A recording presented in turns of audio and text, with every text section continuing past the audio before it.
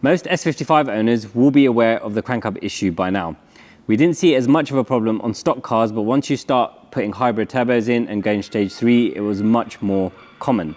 We've come up with our own solution to fix this issue, which is a 2-piece 4-pin crank hub.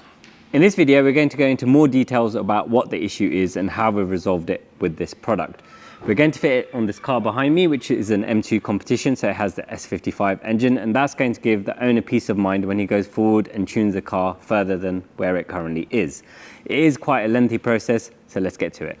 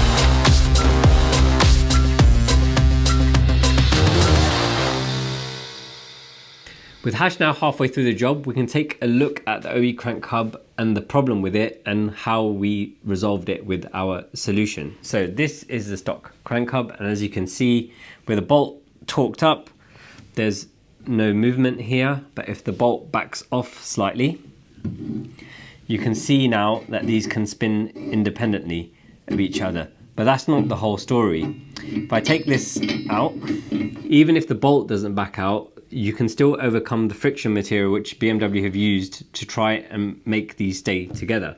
Now that's done either by running a lot of power on the S55 or aggressive DCT downshifts.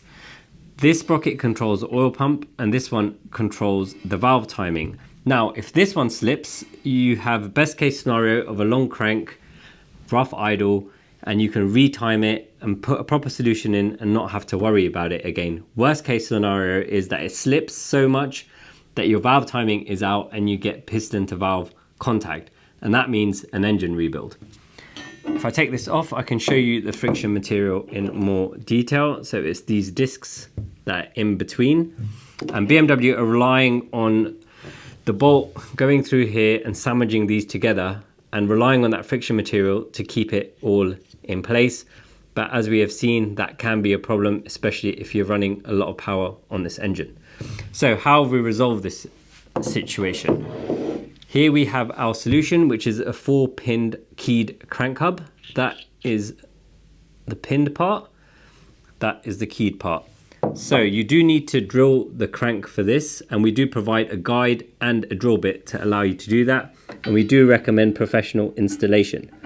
So that part goes in like so, and then the keyed part goes in like this, and now you can see that is effectively a 1-piece crank hub and it's not going to slip. The reason why it's in 2 pieces is for ease of installation. A question we get asked a lot is, why did BMW design the crank hub in this way so it's possible for it to slip and cause the issues that it does? The honest answer is we don't know. We first saw this on the N54, but we didn't really hear about them slipping until the S55 came out and people started to push a little bit more power than normal. What they've done for future cars is on the B58 and S58, they've effectively made the crank and the crank hub 1 piece. So it's completely formed as 1 piece. And that's what we've done with our solution. Once that is on here, it forms part of the crank. There's a physical interference fit between them, so it can't spin. So it appears BMW were aware of the problem, and then they fixed it in the next generation of engine. Every M engine seems to have an Achilles heel, and for the S55 it is the crank hub and the way it can spin, and this is why we've come up with this solution. Let's get back to Hash now and he can install it in the car.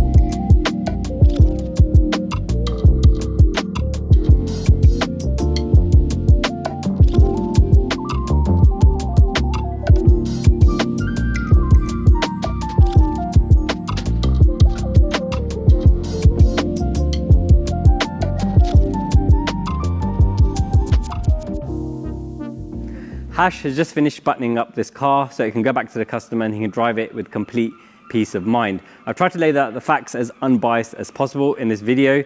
So if you're stage 2, I'll leave that at your discretion. You can make your own mind up whether you need it or not. We don't overly recommend it, but we always know it's a risk.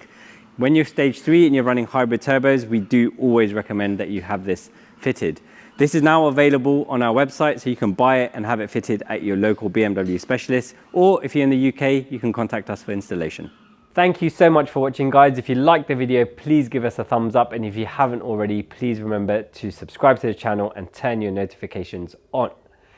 If you want to join the conversation, please drop us a comment below and we will do our best to respond to you. And if you're running out of things to watch, why don't you watch one of these two?